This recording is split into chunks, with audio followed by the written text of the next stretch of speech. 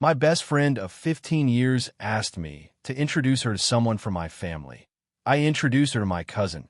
She became his girlfriend, cheated on him behind his back while I knew and said nothing, and then married him in secret without inviting me. But now she tells the whole family that I'm the one who stopped talking to her. There is one thing that took me a long time to learn, and it is that some people don't abandon you all at once. They abandon you slowly, in silence, with a smile on their face. And by the time you realize what happened, you're already on the other side of a door they locked from the inside. Dana was my best friend for 15 years. 15 years. Since high school. Since uniforms and group projects and lunch breaks and yearbook photos.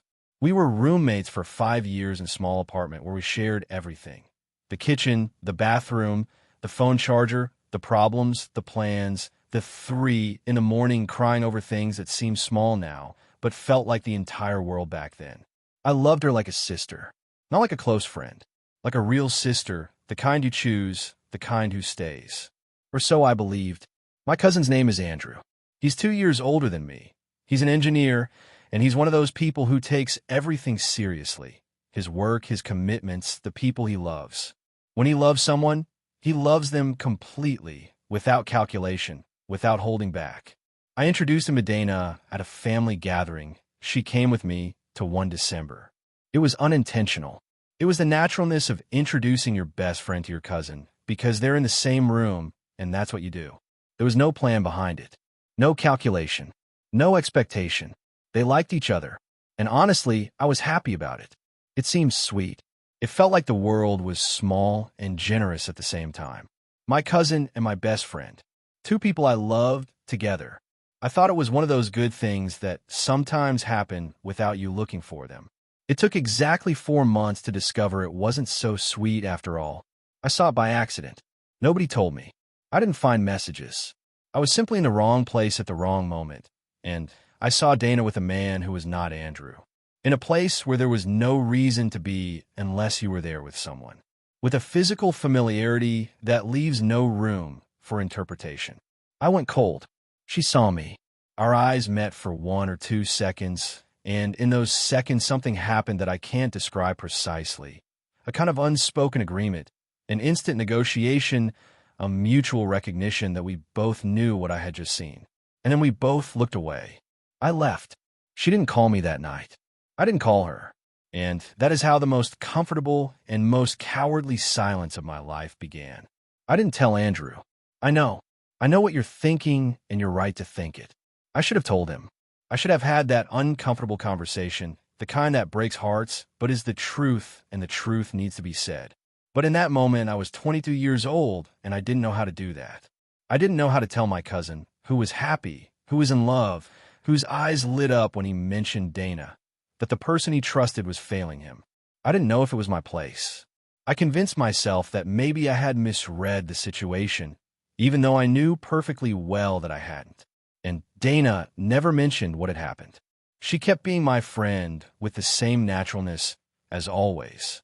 She kept calling me, kept telling me things, kept being the person who sat on my bed to talk about life, as if nothing had changed. And I let it go. That silence was my mistake. Not the only mistake in this story, but it was mine. Over time, the relationship between Dana and me grew colder. There was no fight. There was no specific moment when everything exploded. It was more gradual than that. Fewer calls, fewer plans, shorter replies, conversations that used to last 2 hours and now lasted 10 minutes. I noticed and let it go as well, because at that point I was already used to letting things go with Dana. Because it was easier than facing what was between us. The weight of what I had seen and not said, and the weight of what she knew I had seen and also hadn't said. Andrew and Dana stayed together. I'd see them at family gatherings, and it was strange, uncomfortable in a way nobody else noticed because nobody else knew what I knew. Andrew would sometimes ask why Dana and I weren't as close anymore. I'd say that lives drift apart, that it's normal, that we still cared about each other but had different rhythms. Small lies to avoid big conversations. The message arrived on a Tuesday morning. It was from a distant cousin who sent me a photo with a caption that said something like, "How beautiful. Now you're really family." I opened the photo.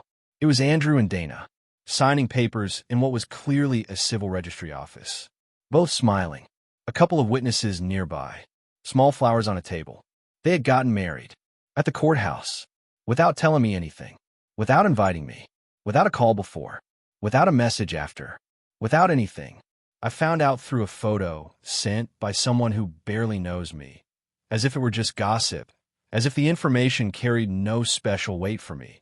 As if I weren't the person who had introduced them, the person who had been the bride's best friend for 15 years, the person who had stayed silent about things she shouldn't have stayed silent about precisely because she loved both of them and didn't know how to hurt either one. I sat on the edge of my bed and stayed there for a long time without doing anything. I didn't call anyone. I just sat there, processing what it means when someone makes one of the biggest decisions of their life and actively chooses not to include you in it. Andrew called me 3 days later. He told me they had wanted something small, intimate, without much noise. He told me they planned a bigger celebration later, and that, of course, I would be there. He spoke with the naturalness of someone who doesn't understand why this might be a problem. I didn't tell him what I felt. I said congratulations. I said I was happy for him. I hung up and kept everything else inside. With Dana, I didn't speak. Not then, not after. But Dana did speak. With the family. With the aunts, with the cousins, with the people who make up that family circle where she was now an official member. And what she told them, what I discovered little by little through comments and indirect questions, was that I was the one who wasn't talking to her. That she had tried to maintain the friendship, and I had pulled away. That she didn't understand why I was acting this way toward her. That my attitude really hurt her. My attitude. The person who cheated on my cousin for months, who got married without telling me, who ended a 15-year friendship without any explanation, was telling the family that the problem was my attitude. Today, Dana is my cousin's wife, which makes her my family by marriage. I see her at family gatherings, Christmases, birthdays, the kind of events where you can't simply not show up without it becoming a statement. I see her, and we exchange the kind of cold pleasantries that are worse than open conflict, because at least conflict is honest. Andrew doesn't know any of what I saw years ago.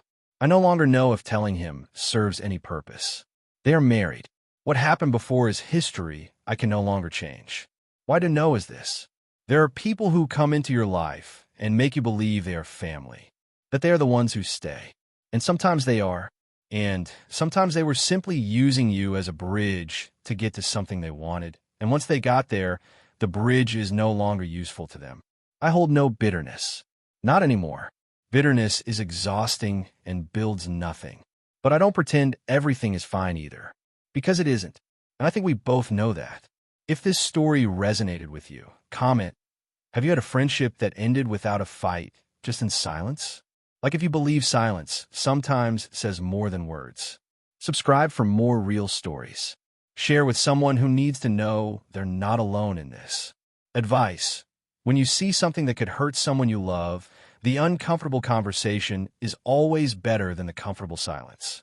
Speaking hurts less than carrying the weight of what you never said.